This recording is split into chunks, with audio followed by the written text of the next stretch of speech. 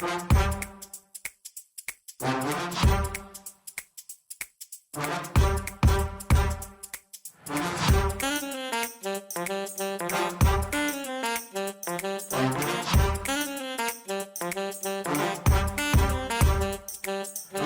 I'm Mike Maloney, and welcome to another CSRM podcast. Today's episode is hosted by Dr. Greg Linville.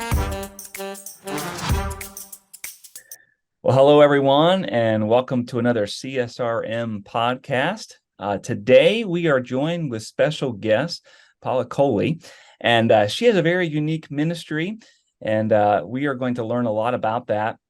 Probably more on the recreation side. If you are a part of CSRM or you've been a part of our podcast, then you know when Scott and I usually interview people, we probably lean heavily on sports and fitness. However, today we've got a very unique ministry with Paula that we want to get out there that's benefited me as a father because my daughter is a part of it. But Paula, why don't you just kind of explain who you are, what your ministry is, and then we'll kind of see where the conversation goes from there. Okay, thank you for having me.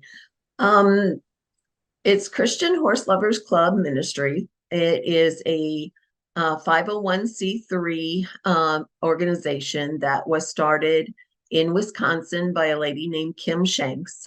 She wrote the curriculum in 2000, started the clubs in 2000, has done a few updates through the years, but essentially kept the same. It is a program where kids and horses can connect. So a lot of girls particularly enjoy horses, and what this curriculum does is takes the Bible and horses and mixes it into a great program for Bible memorization, reading the Bible, and learning about horses. So it's a very non-denominational, basic curriculum that teaches kids what the truth of the gospel is the first unit. And then it goes on to teach them many other things about horses and God. So that's a basic recap of the whole thing. So I love the idea, Bibles and horses and helping to make a dedicated disciple of Jesus Christ. Exactly. Which is what CSRM is all about. We're all about equipping local churches. And so a lot of times, again, it's sports and fitness. I think a lot of churches get that. But I don't know if a lot of churches have thought about horses and Bibles. But there's a great opportunity here. And Paula, let's kind of back up some. How did you get involved with this ministry? What led you to this point? Because I think it's a very unique but very pivotal ministry that I think a lot of churches could get involved with. So tell us kind of your journey into this ministry. Sure. I had horses on my property, and every time we would have a group of people over for just a gathering, Christians like to do that. So we'd have a group of people over, and it ended up that I was giving horse rides the entire time. And I thought, wow, I wonder if there's a way I can incorporate horses and Christianity. And so I did some searching and found this curriculum online and went through the process of applying to be a chartered club, which essentially just means that I get some extra benefits from being a part of the club incorporated into their ministry. And so I decided to start. I started with 4 girls, and through the years, it's grown where I've had as many as 12 girls at one time. So, and 4 horses. So at the beginning, it was only a couple horses. Well, I think as we kind of think about this idea of this ministry, I think another key question, considering your background and even the awesome success that you've had, especially with girls, why horses? Why are horses something that a church could leverage to help make disciples? Well, I think one of the unique things that God has put in horses is just their design. They are a very personable sort of animal. You walk into a pasture and horses want to come up and see what's going on. They like people. They really bring out in kids some confidence. I've seen kids come to me who were really shy and quiet and would hardly talk, and they get in horse club and they're like, blah, blah, blah, blah, blah. So I think it gives an opportunity for kids to really grow in many aspects. The confidence level on a 1,200-pound horse telling them what to do, there's something with that. And even brushing them. They are a gentle animal. I've had kids walk underneath them. I don't advise that, but they know, okay, this is a kid. I'm going to be really gentle with them. So it's pretty exciting to see how God has just created them to be that kind of a creature. Yeah, it's almost like God knew what he was doing, right? Absolutely. Because they're a pretty massive creature. And I think I've told you in the past conversations that we've had, but I'm kind of afraid of horses and always have been. But then, as my daughter's kind of gotten into this, and my brother has horses and he has a farm and all that, you really do see that these massive, strong creatures, there's something peaceful about that. And it's really neat to kind of think about how you use that and teaching about the horse to help leverage some characteristics of who God is and how he creates and how he operates. If you could tell us what a typical club looks like what do the girls do? What happens in your meeting time so that churches can kind of get a picture of what this could look like? Okay. Typically, I have the meetings for about a 2.5 hour period of time, mainly because I have more than just 3 or 4 kids. And we can rotate from one activity to another. Each of the units incorporates horse activities and then a devotion.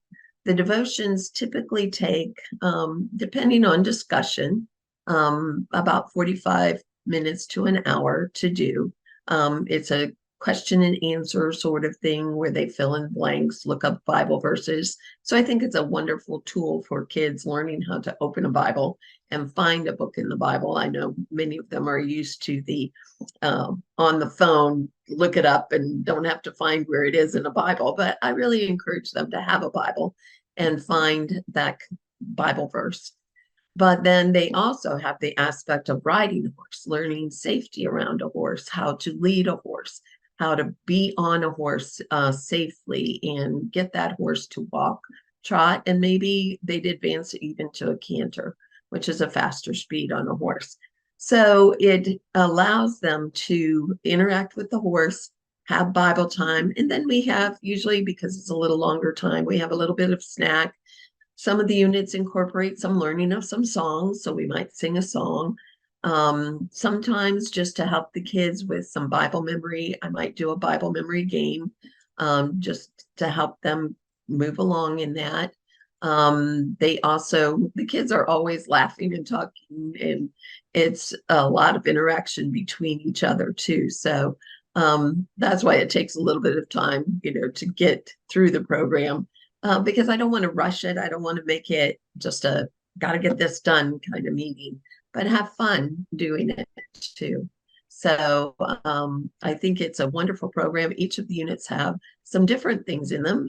For instance, if you're doing a trail riding unit, you're going to learn about riding on a trail. So it will involve a little bit different things than some of the other units, horse care. We're doing a caring unit right now, and they are learning about horse feed. I had the girls go in a tack room or a feed room and look at the horse feed and smell it, even taste it. It won't hurt them. And see what kind of things horses eat and look at hay and what that's like. So there's activities that involve, some action and that sort of thing. And I love the idea of you're helping these kids to learn a skill. Mm-hmm. So a skill with horses that could lead to, a lifelong hobby, or even doing what you do, right? So I would love that. Yeah, replicating ministry. But how long are kids typically with you? Because we know that good quality discipleship, it just takes time. But so in general, how long are girls with you in this program? Well, I start the girls in fourth grade. I have a program that involves girls fourth through sixth grade, and then they move to a junior high, so to speak, sort of level, seventh grade to ninth grade. And then I have one for 10th through 12th graders. So they could potentially be with me for 7 or 8 years. The program has 21 units of study, including a leadership unit where the girls can graduate, if you like to look at it that way. Most of them who have gotten to that level are seniors in high school, and they will go through this leadership program, and then they will be leading one of the devotions at a meeting. They will be leading and helping with the horse part of the meeting. They have to do an event, so they have to figure out how to do this. And so it really teaches some leadership skills as well if they can go all that way. And I've had a few girls who have done that. Some girls are only in it for a season, 1 year, and that's the commitment I ask from them. But other girls will continue for many years. And that's one of the strategies when we work with churches. We really emphasize, if there's any way, whether you run a league or a camp or something like this, or a ministry like yours, if there's any way to keep a coach or a mentor with the same group of kids for year after year, season after season, those relationships build, and there's ample opportunity for you to help a child and to really disciple them just because of the length of time. Paul, I think a question that a lot of people are thinking about right now is how could they if they're involved in a church as a sports minister or a volunteer, and maybe you're thinking this would be a fantastic opportunity. So how could they partner with you or your organization to really to have a ministry like this? They can call us, they can email us. I am retired and willing to go to an area and help them start a club. They can look online. I don't know if this is an appropriate time to give that information, but okay. So there is a website. It is CHLCLUB, so CHL for Christian Horse Lovers Club, CHLCLUB.org. And on that, Kim Shanks is the president of the organization, and she has everything step by step, what to do. And of course, making a phone call to me or to her. We would love to talk about it. It's not a hard process. Of course, you need to have someone in your church or someone who's willing to allow horses to be used. But you'd be surprised how many people have horses, and you really only need one or two. Don't have to have fancy facilities. I, for many years, did not have an indoor arena, and we just trusted that God would let us be able to work with the horses when we needed to. And living in Ohio, we have winters, and sometimes we'd only be with the horses for 10 or 15 minutes till their hands were so frozen they had to come in. But something like that. So it's not difficult to do. And I think the girls, whether they're doing it in the summer where they can ride more or in the winter, they still love that interaction with horses and being with them and learning and just having some fun.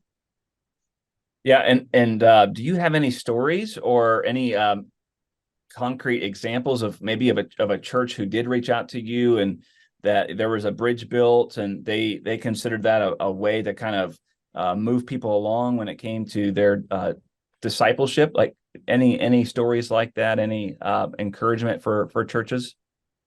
I don't have any particular church, but I've had a school that has sent me a Christian school that one of the students many years ago heard about the program and shared it with kids. So they came to the program, and then through the years, that school, it's just trickled down to as the kids grow up. So a lot of them are part of the program, and each year there's new kids who come into it and are exposed and stay with it. And like I said, some of them have gone on to be leaders, which is exciting. to see that kind of discipleship multiplication. That's what we want, is to see that. I know there's a statistic of, I can't remember what it is, but where there's a large percentage of kids who are brought up in the church who, as adults, fall away. And I think we probably all experience that to some extent, but our goal is to make them solid disciples that will follow Jesus as they get into adulthood. So I would love the opportunity to partner with a church to see that happen, but I've only had that experience with a school, a Christian school. And so this is your opportunity. If you're watching this, if you're watching this and you're interested and you think this might be a great way to really make that dedicated disciple beyond what you're currently doing, get in touch. Check out chlclub.org. Get in touch with Paula or anyone else there who can point you in the right direction. And we'll keep moving forward with that, because we believe in ministries like this. We believe in partnerships. And so you're thinking maybe it might be basketball, it might be football or soccer, but boy, this idea of ministering through horses might be a great opportunity. So we would encourage you to reach out. Paula, unfortunately, we're out of time, but we're going to have you stick around because we're going to record session 2. And so if you watched here, we really encourage you, check out next week's podcast as we dive a little bit deeper into Christian Horse Lovers Club. So Paula, thank you so much for spending some time with us. Again, chlclub.org. Check it out. And for all the CSRM people who've been a part of this podcast, we just encourage you, again, check out next week as we continue the conversation. Take care. And The CSRM podcast is a production of CSRM and their production house, Overwhelming Victory. Dr. Greg Linville is the executive producer, and Scott Stedman is the associate producer and editor. To learn more about CSRM, visit csrm.org. For more information about Overwhelming Victory, visit overwhelmingvictory.org. The CSRM podcast is the flagship member of the podcast network Overwhelming Victory Radio. For more information on Overwhelming Victory Radio, or to listen to our partner podcasts, visit overwhelmingvictory.org/OV Radio. For CSRM Podcasts, I'm Mike Maloney. Have a blessed day.